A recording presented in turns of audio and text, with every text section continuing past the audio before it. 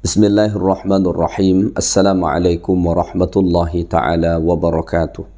Alhamdulillah wassalatu wassalamu ala Rasulillah wa ala alihi wa sahbihi wa man tabi'ahu wa nasarahu wa man walah wa la hawla wa la quwwata illa billah. Allahumma faqihna fid din wa 'allimna at-ta'wil. Rabbana zidna ilma warzuqna fahma bi rahmatika ya arhamar rahimin. Allahumma rzuqna fahman nabiyyin wa hifzal mursalin wa ilhamal malaikatil muqarrabin ya arhamar rahimin. Alhamdulillah, sentiasa kita merafakkan kesyukuran kehadrat Allah Ta'ala kerana Allah masih mengurniakan nikmat-nikmatnya kepada kita semua. InsyaAllah pada hari ini kita dapat lagi meneruskan kuliah tafsir dan tadabbur Al-Quranul Karim sebagai satu usaha kita dalam memahami makna-makna kalam Allah Subhanahu wa Ta'ala yang merupakan petunjuk langit yang Allah Ta'ala turunkan ke muka bumi ini untuk kita amalkan menjadi bekalan kita menuju negeri yang kekal abadi, iaitulah negeri akhirat nanti. Baik, tuan-tuan dan puan-puan muslimin dan muslimat yang dikasihi lagi dirahmati Allah Ta'ala sekalian, pada kuliah yang lepas Alhamdulillah kita dah sampai sehingga ayat yang keempat surah Al-Munafiqun, surah yang ke-63 dalam Al-Quran. So pada hari ini insya-Allah kita sambung bermula dari ayat yang kelima dan ayat-ayat seterusnya nanti insya-Allah taala. Baik, Allah Subhanahu wa taala berfirman A'udzu billahi minasy syaithanir rajim. وَإِذَا قِيلَ لَهُمْ تَعَالَوْا يَسْتَغْفِرْ لَكُمْ رَسُولُ اللَّهِ لَوَّوْا رُؤُوسَهُمْ وَرَأَيْتَهُمْ يَصُدُّونَ وَهُمْ مُسْتَكْبِرُونَ. Yang berarti وَإِذَا قِيلَ لَهُمْ, dan apabila dikatakan kepada mereka, maksudnya dekat sini adalah orang-orang munafik. Ta'alau yastaghfir lakum Rasulullah. Ta'alau yastaghfir lakum Rasulullah. Marilah bertaubat supaya Rasulullah sallallahu alaihi wasallam minta ampun kepada Allah untuk kamu. Maka lawaw ru'usahum, mereka enggan sambil menggelengkan kepalanya. Wa ra'aitahum yasudduna wa hum mustakbirun, dan engkau melihat mereka berpaling dari bertaubat serta mereka berlaku sombong. Tuan-tuan dan puan-puan muslimin dan muslimat yang dikasihi lagi dirahmati Allah Ta'ala sekalian, ayat 5 surah Al-Munafiqun ini Allah Ta'ala masih membongkar kepada kita rahsia sifat daripada orang-orang munafik, khasnya mereka orang-orang munafik yang ada pada zaman Nabi sallallahu alaihi wasallam pada masa dahulu. Selain apa yang telah kita bahaskan sebelum ini, antara ciri mereka kata Allah, wa idza qila li haula'il munafiqin, kalau dikatakan kepada orang-orang munafik itu, bertaubatlah kamu daripada dosa yang telah kamu perbuat. Yastaghfir lakum Rasulullah, supaya Rasulullah minta ampunkan kamu kepada Allah.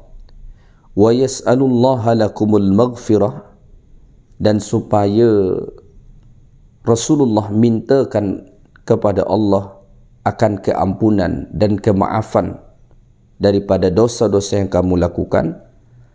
Maka kata Allah, lawaw ru'usahum, mereka akan menggeleng-gelengkan kepala mereka sebagai tanda bahawa mereka tidak mahu. Wa yasudduna wa hum mustakbirun, dan mereka berpaling serta mereka berlaku sombong angkuh. Ini antara ciri orang-orang munafik yang Allah Ta'ala sebut. Bagaimana mereka ketika mana dinasihatkan supaya bertaubat dan juga nanti dibantu Rasulullah sallallahu alaihi wasallam untuk meminta ampunkan dosa-dosa mereka kepada Allah, tetapi mereka menggeleng-gelengkan kepala, enggan dengan penuh kesombongan. Maka daripada sini dapat kita ambil kesimpulan bahawa al-i'radu 'anil nushi wat takabbur min sifatil munafiqin, bahawa menolak nasihat, berpaling daripada nasihat serta menyombongkan diri terhadap nasihat itu ialah antara sifat orang-orang munafik. Orang-orang yang betul-betul beriman kepada Allah Subhanahu wa taala, kalau mereka diberi nasihat, dia akan dengar. Kerana hakul muslim, antara hak sesama muslim ialah kalau saudara dia meminta nasihat, dia akan beri nasihat, dan yang mendengar nasihat itu dia dengar, dia terima, dan dia tidak berlaku sombong, dia tidak takbur dengan nasihat yang disampaikan. Ini berbeza dengan orang-orang munafik. Ketika mana disampaikan nasihat kepada mereka, seperti nasihat supaya bertaubat kepada Allah daripada dosa-dosa yang telah mereka lakukan, dan supaya nanti Rasulullah meminta ampunkan dosa-dosa mereka kepada Allah, tapi mereka menggeleng-gelengkan kepala sebagai tanda tak mahu, sebagai tanda mereka berpaling, dan pada masa itu mereka amat menyombongkan diri. Inilah ciri orang munafik. Kalau diberi nasihat, dia menolak dan menyombongkan diri. Rasulullah sallallahu alaihi wasallam sebut, orang sombong itu ciri dia dua. Yang pertama, batarul haq, menolak kebenaran. Dia tahu itu betul sebenarnya. Dia tahu bahawa apa yang disampaikan itu benar, tetapi dia tolak. Apa yang menyebabkan dia? Kesombongan, sifat takbur yang ada dalam diri dia, so dia tolak tu. Yang kedua, wa ghamtun nas, merendahkan manusia. Seorang-orang munafik, mereka adalah orang-orang yang sombong, dan antara bukti kesombongan yang ada pada diri mereka ketika mana dinasihatkan untuk bertaubat dan juga supaya dibantu Rasulullah SAW meminta ampunkan dosa-dosa mereka kepada Allah, mereka menolak itu. Mereka menggeleng-gelengkan kepala sebagai tanda kesombongan yang ada di dalam diri mereka. Maka sesungguhnya kesombongan bahagian daripada sifat orang-orang munafik. Daripada ayat ni kita juga dapat belajar bahawa orang lain boleh meminta ampunkan dosa orang lain. Ya. Wa idza qila lahum ta'alu yastaghfir lakum Rasulullah. Kalau dikatakan kepada mereka, bertaubatlah kamu supaya Rasulullah SAW meminta ampunkan dosa-dosa kamu. Maknanya orang lain boleh meminta ampunkan dosa kita. Dan semakin soleh seseorang, semakin baik seseorang, semakin warak seseorang, sangat diharapkan dia meminta ampunkan dosa-dosa kita. Atau kita boleh minta dengan dia supaya dia minta ampunkan kita untuk Allah.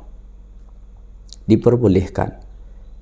Sebagaimana dahulu anak-anak Nabi Yaqub alaihissalam, saudara-saudara Nabi Yusuf, ketika mana mereka hendak bertaubat daripada kesalahan masa lalu yang pernah mereka perbuat kepada Nabi Yusuf, maka mereka datang kepada Nabi Yaqub alaihissalam mengatakan, wahai ayah kami, tolong minta ampunkan dosa-dosa kami kepada Allah.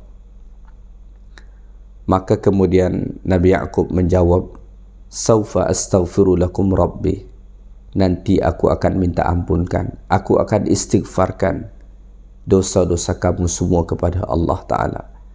Maka boleh kita minta supaya orang lain minta ampunkan kita, atau tanpa kita minta orang lain meminta ampunkan dosa kita, amat boleh. Dan sangat digalakkan kita datang kepada orang soleh, orang-orang yang takwa kepada Allah, ya, para wali Allah Ta'ala, dengan kita meminta tolong, minta ampunkan dosa-dosaku kepada Allah Subhanahu Wa Ta'ala. Boleh, tanpa perlu kita sebut apa dosa kita tu. Tak payah sebut, sebab kita tidak perlu menceritakan dosa yang kita buat kepada orang lain. Maka orang-orang munafik dahulu, ketika mana ditawarkan begitu, mereka tolak. Padahal yang hendak meminta ampunkan dosa-dosa mereka adalah Rasulullah sallallahu alaihi wasallam, yang sudah pasti akan dikabulkan Allah Ta'ala. Tetapi kesombongan itu menghalang mereka daripada menerima nasihat dan tawaran tersebut. Maka oleh kerana itu, وَمَنْ لَمْ يَفْرَحْ بِاسْتِغْفَارِ الْحَبِيبِ لَهُ إِلَّا الْمُنَافِقُونَ. Tidak ada orang yang tidak bergembira dengan istighfar Nabi Muhammad sallallahu alaihi wasallam melainkan orang-orang munafik.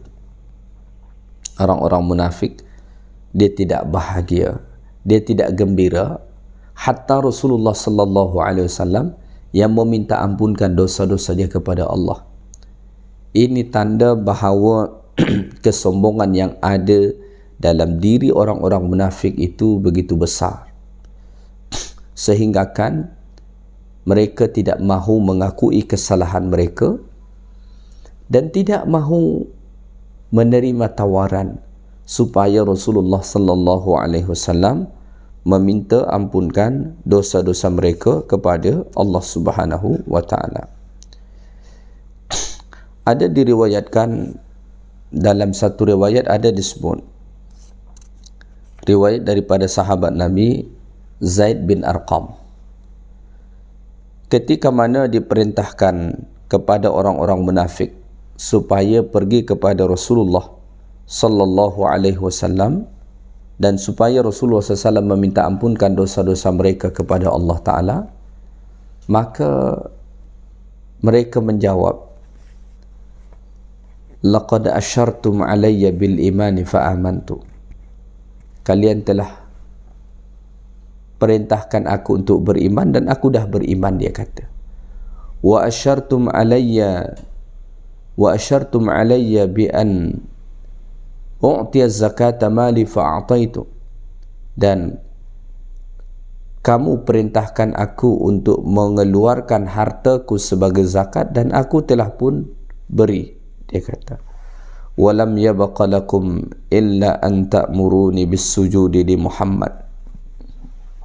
Dan tidak ada lagi yang tinggal kecuali kamu perintahkan aku untuk sujud kepada Muhammad. Padahal apa yang dinasihatkan kepada orang-orang munafik ini bukan untuk bersujud kepada Nabi Muhammad sallallahu alaihi wasallam, hanya datang kepada Nabi supaya Nabi minta ampunkan dosa-dosa mereka kepada Allah. Namun begitu, mereka menolak akan perkara ini.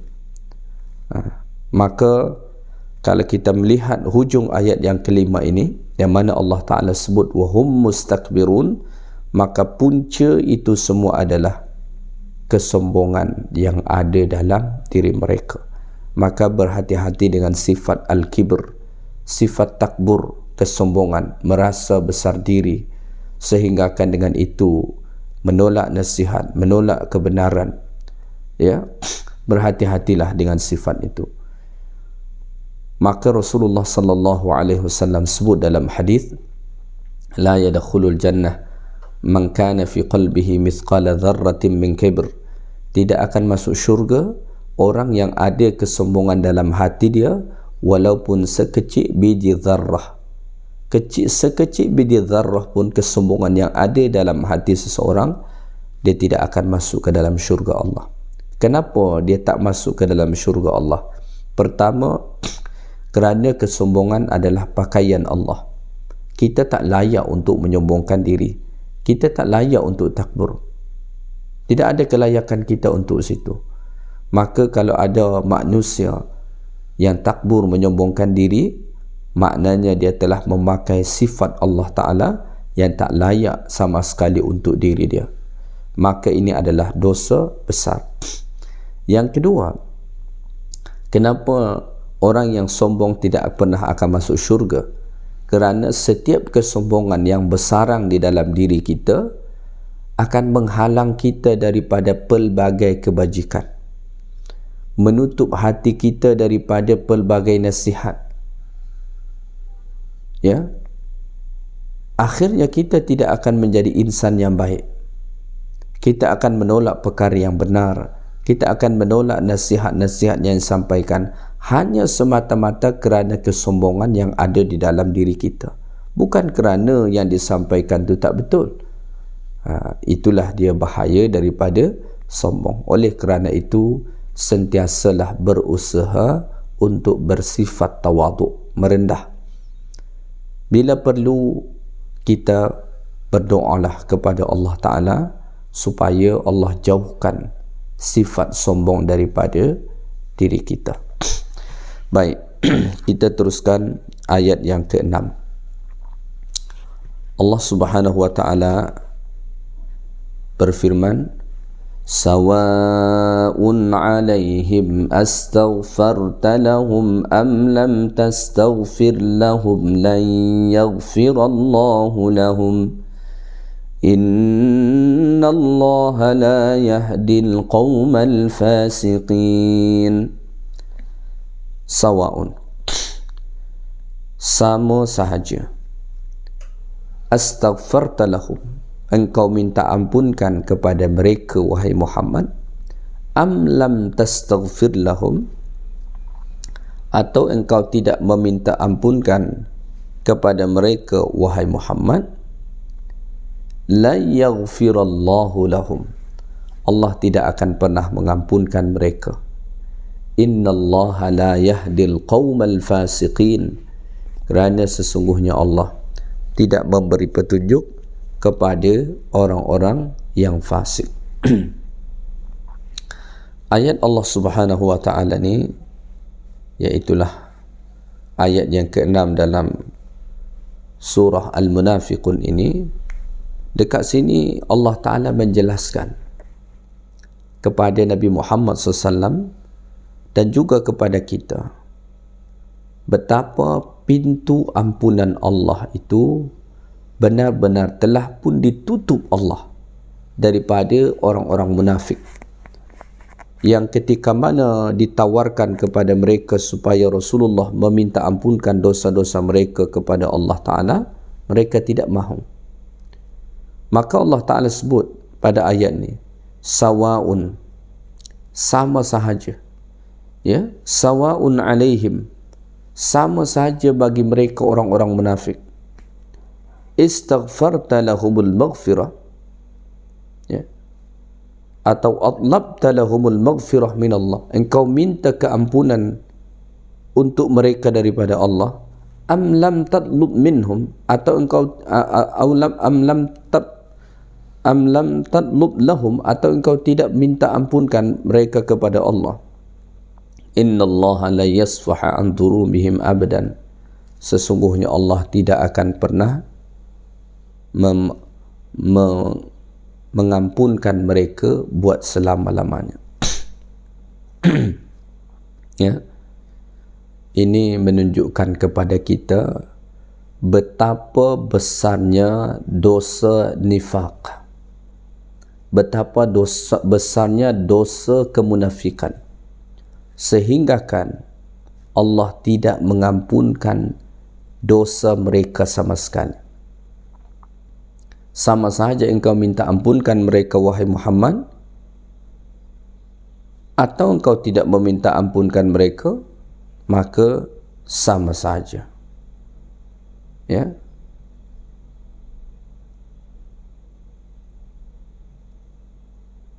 bahkan Allah Ta'ala sebut di dalam Al-Quran, dalam surah At-Taubah ayat 80, kata Allah, in tastaghfir lahum sab'ina marrah fala yaghfirallahu lahum, jika engkau minta ampunkan mereka orang munafik itu 70 kali sekalipun, la yaghfirullahu lahum, Allah tidak akan pernah mengampunkan dosa-dosa mereka.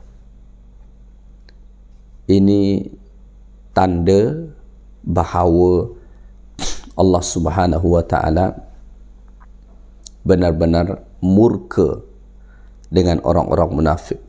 Khasnya munafik yang ada pada zaman Nabi sallallahu alaihi wasallam. Seterusnya, apa yang menghalang mereka daripada mendapat ampunan Allah Ta'ala? Allah Ta'ala sebut pada ayat ni, innallaha la yahdil qaumal fasiqin. Sesungguhnya Allah Ta'ala tidak memberi hidayat, taufik kepada orang-orang yang fasik.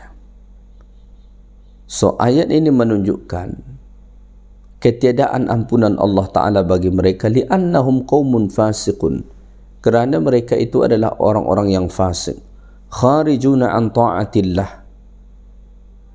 orang yang tidak mahu taat kepada Allah, mu'athiruna lil kufri alal iman, lebih mendahulukan kekafiran berbanding iman. Falidhalika la yanfa'u fihim istighfaru ar-rasul, oleh kerana itulah tidak bermanfaat bagi mereka istighfar Rasulullah SAW. Bahkan walaupun Nabi istighfarkan mereka sebanyak 70 kali, la yaghfirullahu lahum, Allah tidak akan pernah mengampunkan dosa-dosa mereka. Ini menunjukkan kepada kita betapa besar dosa orang munafik. Maka Allah Ta'ala sebut juga dalam Al-Quran, innal munafiqina fid darkil asfali minan nar, bahawa sesungguhnya orang-orang munafik tempat mereka nanti berada di dasar api neraka Allah Ta'ala. Waliyadzubillah. Ya.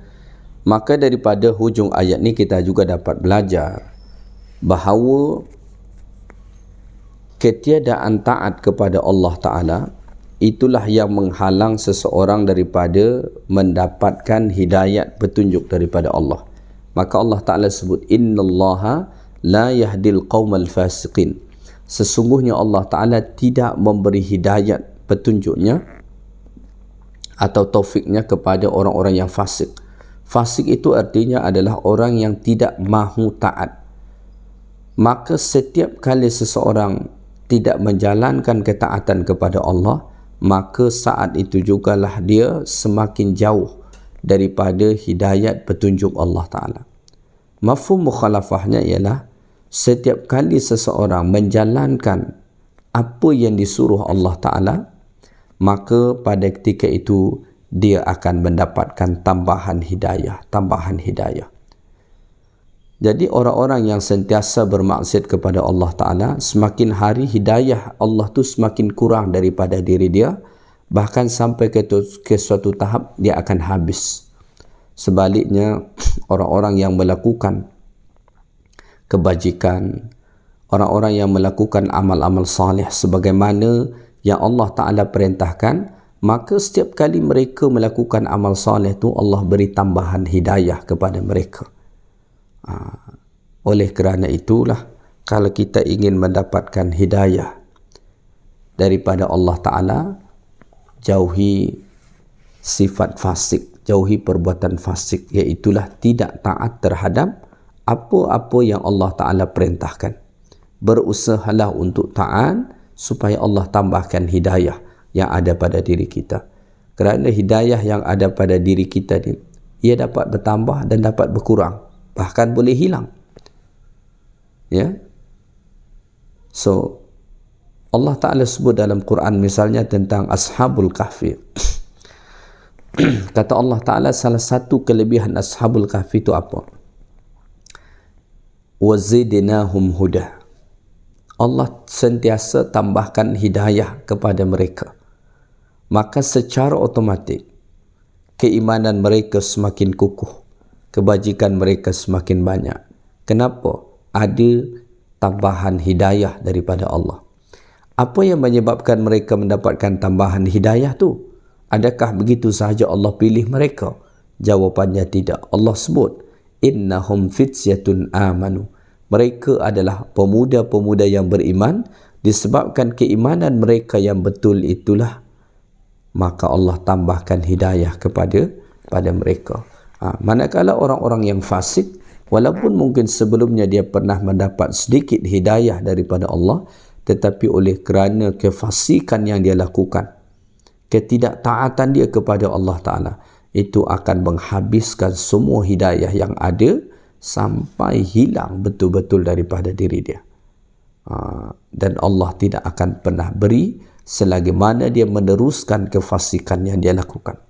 Inilah punca orang-orang munafik tadi tidak mendapat hidayat petunjuk daripada Allah Subhanahu wa taala. Maka pengajaran bagi kita, jauhi kefasikan, ketidaktaatan kepada Allah dan berusahalah untuk sungguh-sungguh menjalankan ketaatan kepada Allah Taala, kerana dengan sebab itu kita dapatkan tambahan hidayah daripada Allah Ta'ala. Dan ketika mana Allah menambahkan hidayah kepada kita, maka saat itulah secara automatik kebajikan kita pastilah akan bertambah.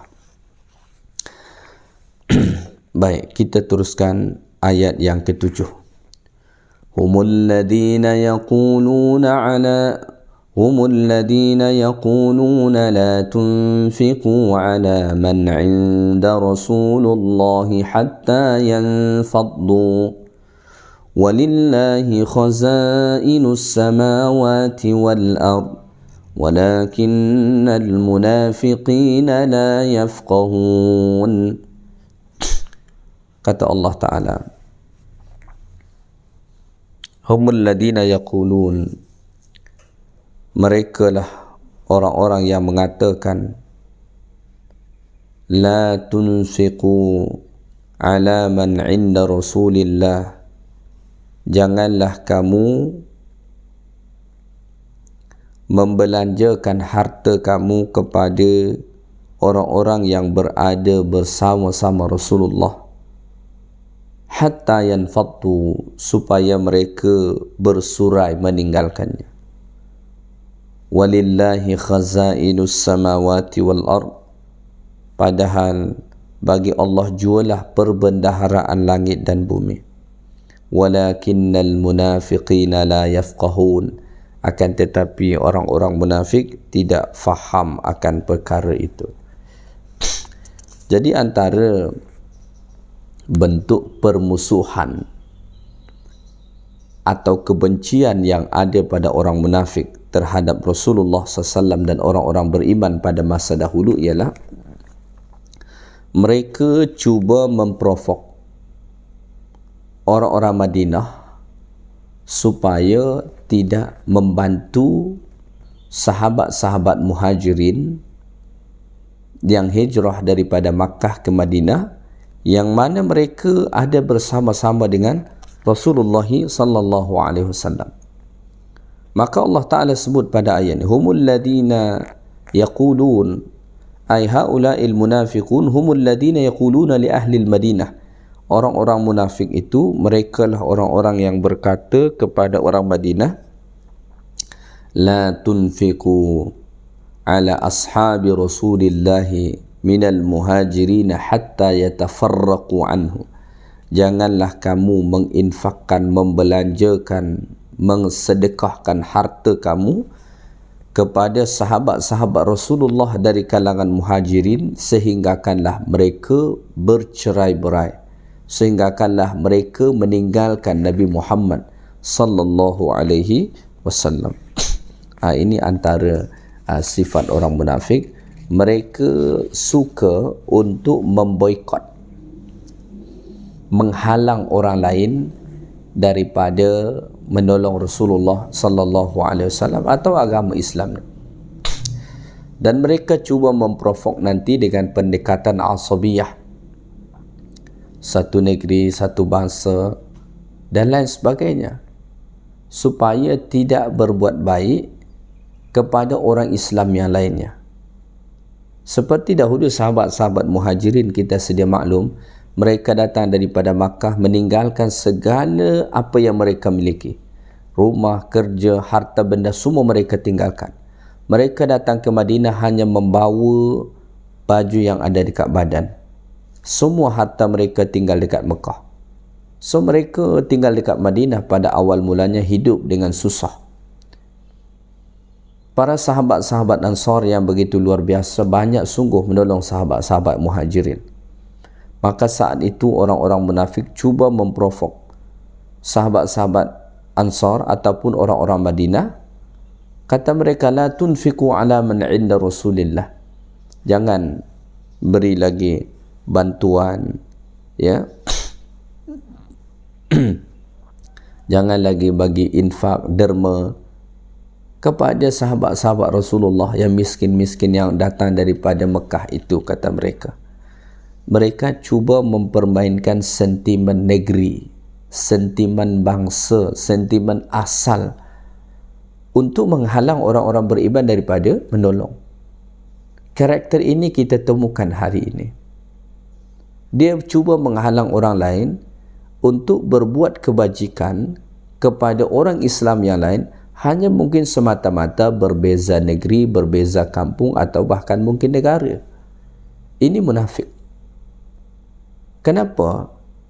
Galakan dalam Islam, dalam menolong, dalam membantu, menderma, itu tidak dihadkan di suatu negeri sahaja. Ia tanpa sempadan.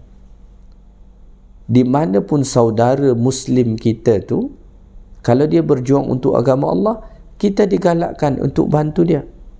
Tidak mengenal sempadan. Tetapi orang-orang munafik ni kadang-kadang dia memainkan sentimen itu semata-mata untuk membuat melaga-lagakan kita sesama orang Islam. Ini cara halus daripada orang-orang munafik yang ada hinggakan ke hari ini. Kadang-kadang kita tak sedar, ya, sehingga kan seolah-olah kita Islam dekat sini beza dengan Islam dekat sana. Bukankah Allah Ta'ala sebut innamal mu'minuna ikhwatun fa aslihu baina akhwaikum wattaqullah. Kita ni orang-orang beriman adalah bersaudara. Bersaudara. Kita bersaudara bukan kerana satu negeri, bukan kerana satu kampung, satu bangsa, satu negara, tetapi kerana kita sama-sama mengucap kalimatut tauhid, la ilaha illallah Muhammadur Rasulullah. Itulah yang mengikat persaudaraan kita tanpa sempadan tadi. Ini karakter daripada orang-orang munafik, ya. La tunfiqu ala man 'inda Rasulillah hatta yanfaddu. Sehingga kan mereka meninggalkan Muhammad, nanti mereka bercerai-berai, kata mereka. Mereka orang munafik ini ingat bahawa sahabat-sahabat Muhajirin ini bersama Nabi kerana ada bantuan harta, kerana ada sokongan kewangan, ya. Inilah kejahilan mereka. Maka Allah Ta'ala sebut walillahi khazainus samawati wal ard. Milik Allah lah seluruh perbendaharaan kekayaan yang ada di langit dan di bumi. Mereka ingat tadi orang-orang Muhajirin tu dapat makan, minum, hidup dekat Madinah semata-mata kerana bantuan Ansar. Betul, pada zahirnya tampak begitu. Namun ketahuilah, seluruh kekayaan yang ada di langit dan di bumi ini adalah milik Allah. Seandainya tidak ada satu tangan manusia pun yang mahu membantu, kekayaan Allah, pemberian Allah tidak akan kurang untuk hamba-hambanya. Akan tetapi walakinnal munafiqina la yafqahun. Akan tetapi orang-orang munafik ni mereka tak faham. Ya, mereka tak faham konsep itu. Ya. Mereka tidak ada ilmu tentang perkara tersebut.